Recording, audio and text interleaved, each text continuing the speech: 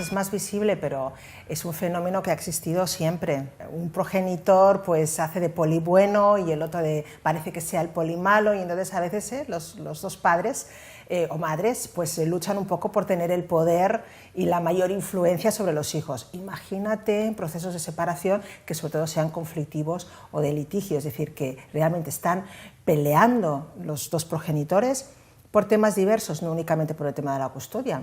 Se coloca a los hijos en medio y se usa como moneda de cambio.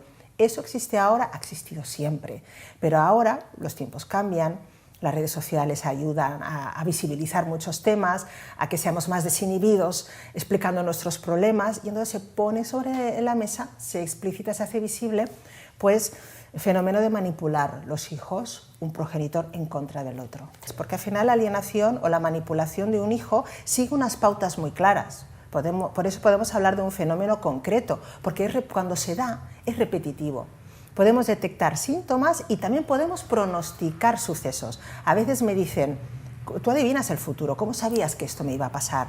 Digo, porque si no, no estaríamos hablando de manipulación. Si no hubiera sucedido, yo me lo hubiera pensado y te hubiera dicho, quizás no estamos en un caso de manipulación, pero de un hijo. Pero si lo es, esto va a suceder, y efectivamente sucede. Ya a día de hoy, como decíamos, se habla mucho de este tema y todo el mundo más o menos sabe lo que es la alienación parental. Le guste la palabra o no, sabe lo que es.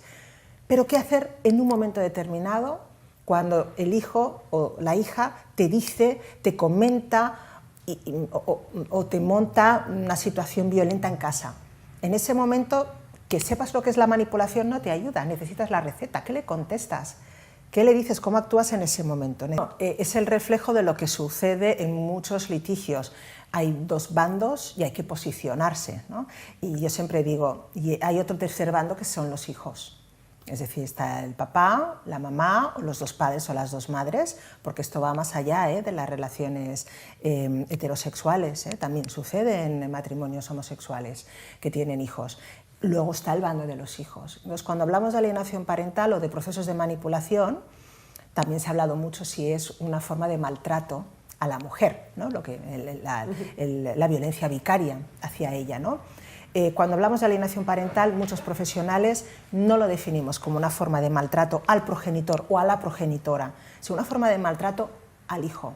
Más allá de que haya un papá o una mamá que estén sufriendo porque no lo ven, eso es consecuencia, eso es doloroso, no digo que no lo sea, ¿no? Pero el auténtico maltrato está en los hijos. Entonces, realmente hay unas secuelas, a veces son a corto plazo, pero no siempre, muchas veces las encontramos a largo plazo, ¿no? Hay muchos casos y colegas, psicólogos, que me dicen, pero si ahora el niño está mejor desde que no ve a su padre.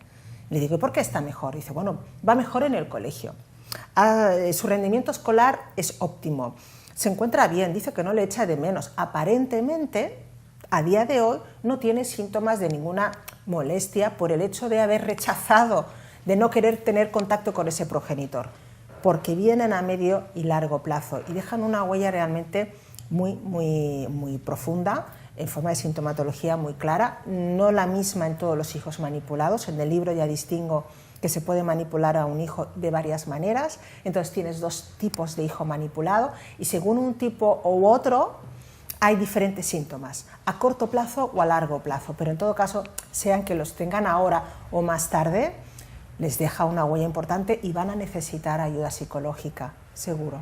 Siempre la misma frase, por mi hijo lo que sea, por mi hija lo que sea, pero luego lo que sea, ya vemos realmente que no. ¿Cómo es posible que tengan tan poca conciencia de lo que está sucediendo?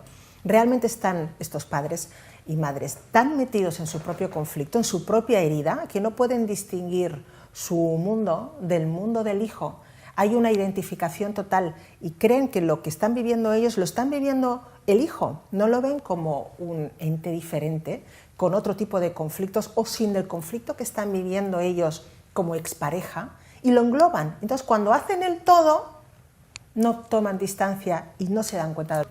Una de las características de la manipulación a los hijos es que hay una identificación, un sincronismo entre el progenitor y el hijo y el progenitor, es como si fueran la misma persona. Por eso cuando oyes hablar a uno también te parece estar oyendo al otro hablar, dices, pero si hablan igual. Realmente una identidad compartida casi.